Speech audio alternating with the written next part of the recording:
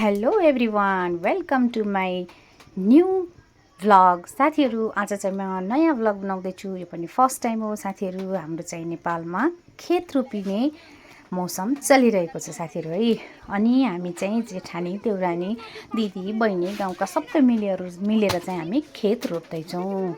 असारे महिनामा असारे गीत घन्काउँदै खेत रोप्दै साथीहरू हामी चाहिँ विभिन्न हाँस्य क्रियाकलाप गर्दै रमाइलो गर्दै काममा रमाउँदै, हामी नेपालीको यही नै हो क्या साथीहरू। जुनसुकै काम पनि हामी रमाउँदै गर्छौँ है।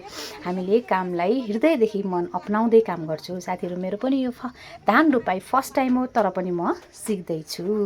फेरि सिक्दै भए पनि तर इन्ट्रेस्टेड चाहिँ लास्टै इन्ट्रेस्टेड छु है साथीहरू। एकदमै उत्सुकता लागेको छ मलाई रोपाइ गर्दा र खुसी पनि लागेको छ।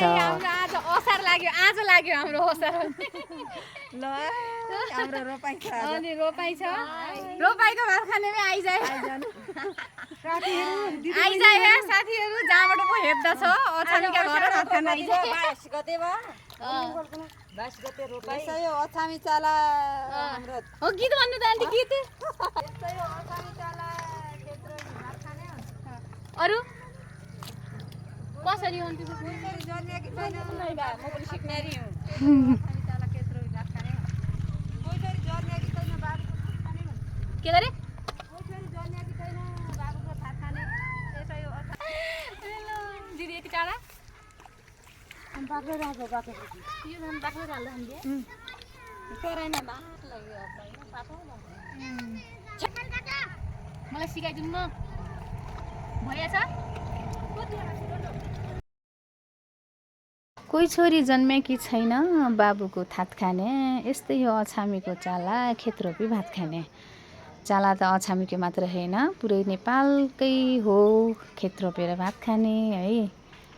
तर गीत भन्न खोजेँ मैले, देउडा भन्न खोजेको अछामी भाषामा। आज चाहिँ रोपाइ हल्को रमाइलो गर्दै सबै साथीहरू, दिदीबहिनीहरू।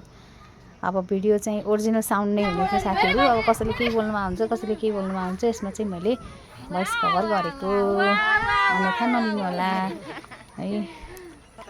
लगभग साथीहरू रमाइलो गर्दै भिडियो बनाउँदै र काम पनि भ्याइयो, रोपेर पनि भ्याइयो। अनि सबैजनाले अन्तिम भिडियो फोटो खिच्दै सबैजना रमाउँदै खुसी हुँदै, हल्का थकाइ पनि लागेको थियो। यति गर्दै चाहिँ लास्टमा खेत रोपिसकेपछि हल्का रमाइलो। अब चाहिँ